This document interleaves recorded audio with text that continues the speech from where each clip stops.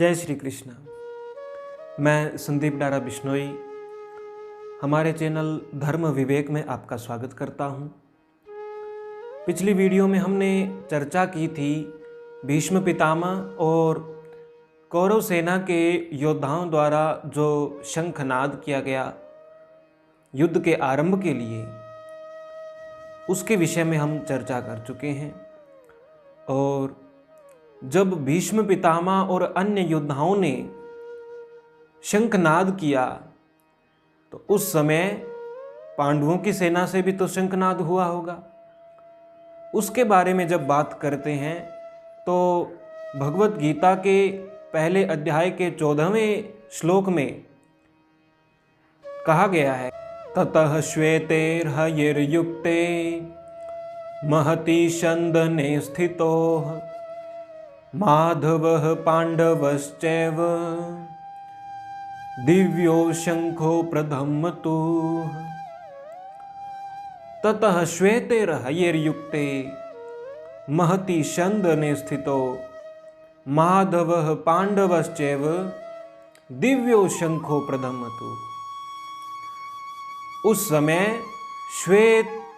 श्वेत घोड़ों से युक्त जो विशाल रथ था, उस पर विराजमान माधव पांडवश्चैव, माधव स्वयं भगवान श्री कृष्ण, मधुसूदन और पांडु पुत्र अर्जुन, उन दोनों ने अपने अपने दिव्य शंखों से उद्घोष किया, दिव्यो शंखो प्रधम्मतु।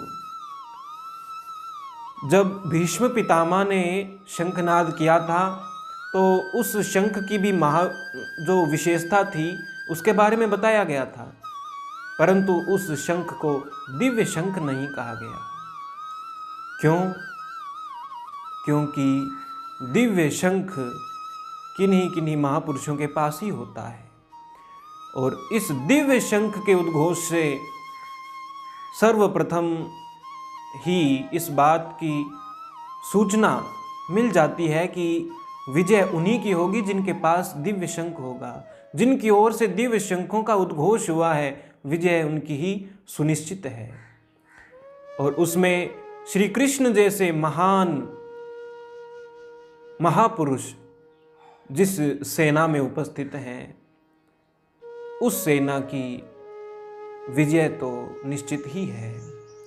इसके बाद जब पांडवों की ओर से सबसे पहले श्री कृष्ण और अर्जुन ने शंखनाद किया है, तो इससे अगले श्लोक अर्थात 15वें श्लोक में उन महान शंखों के नाम और उनके बजाने वालों के नाम बताए गए हैं कि सबसे पहले 3 महाशंख 3 महापुरुषों के द्वारा बजाए गए। उसकी यदि बात करें तो उसमें हमें ये जानने को मिलता है कि पांचजन्यम हृषिकेशो देवदत्तम धनंजयः पौंड्रम दद्मो महाशंखम भीमकर्मा वृकोदरः। पांचजन्य हृषिकेशो, पांचजन्य नामक जो शंख है वो हृषिकेश द्वारा बजाया गया है। पांचजन्य श्री कृष्ण का शंख है और श्री कृष्ण को यहाँ पर हृषिकेश कहकर संबोधित किया गया है। हृषिकेश अर्थात जो इंद्रियों का निर्देशन करने वाला हो, इंद्रियों का निर्देशन करने वाले को हृषिकेश कहा जाता है।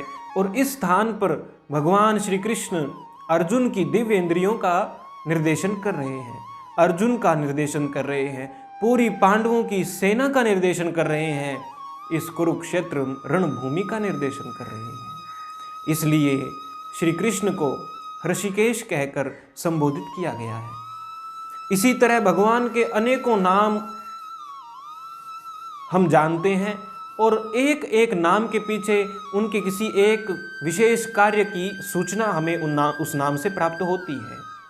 जैसे मधुसूदन नाम की बात करें तो इसमें मधु राक्षस का वध करने के कारण उन्हें ये नाम प्राप्त हुआ है। इसी प्रकार श्री भगवान को वसुदेव का पुत्र होने के कारण वासुदेव भी कहा जाता है। देवकी का पुत्र होने के कारण देवकी नंदन भी कहा जाता है, और बाल रूप में यशोदा को माता रूप में स्वीकार करके बाल लीला करने के कारण उन्हें यशोदा नंदन भी कहा जाता है। इसी प्रकार अनेकों नाम हैं, अनेकों कार्य हैं। उन्हीं इसी प्रकार से ऋषिकेश नाम भी भगवान श्री कृष्ण का है। इसके बाद देवदत्तम धनंजय, देवदत्त नामक जो शंख है अर्जुन के द्वारा बचाया गया है, और अर्जुन को यहाँ पर धनंजय कहकर संबोधित किया गया है।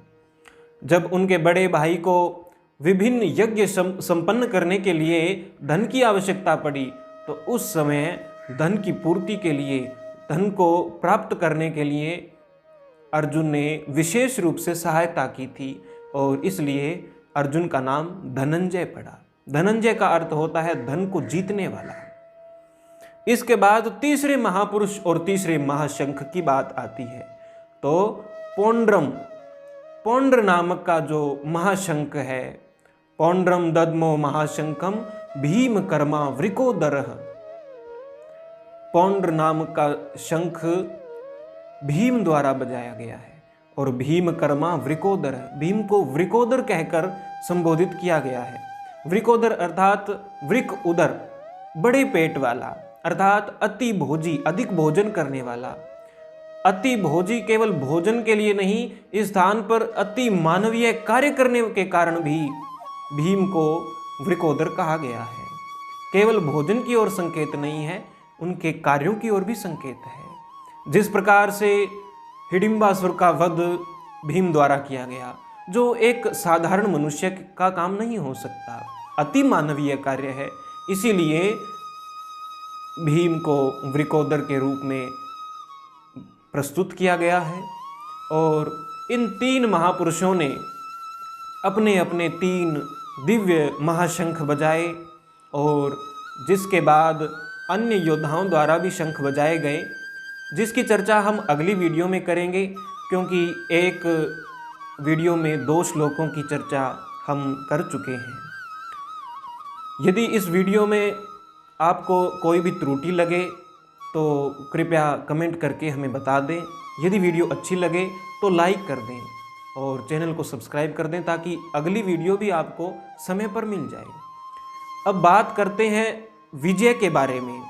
तो जिस स्थान पर श्री कृष्ण है, दिव्य महाशंखों का उद्घोष है, वहाँ विजय तो निश्चित है ही। और कौरवों की जो सेना है उनमें इनमें से कुछ भी नहीं है। ना उनके पास दिव्य शंखों की ध्वनि थी, और ना उनके पास श्री कृष्ण थे। और श्री कृष्ण, श्री भगवान जहाँ पर होते हैं वहाँ उनकी प्रिय लक्ष्मी जी भी होती हैं, श्री जी उन्हें कहा जाता है, और वहीं पर विजय भी होती है। तो श्री कृष्ण पांडवों के पक्ष में है, तो विजय और श्री अर्थात विजय श्री दोनों अर्जुन की प्रतीक्षा में खड़ी हैं। इसी प्रकार इन छोटे छोटे संकेतों से विजय की पूर्व संभावना हम लगा सकते हैं कि श्री कृष्ण इस युद्ध में अवश्य ही विजयी पांडवों को ही बनाएंगे। जय श्री कृष्ण।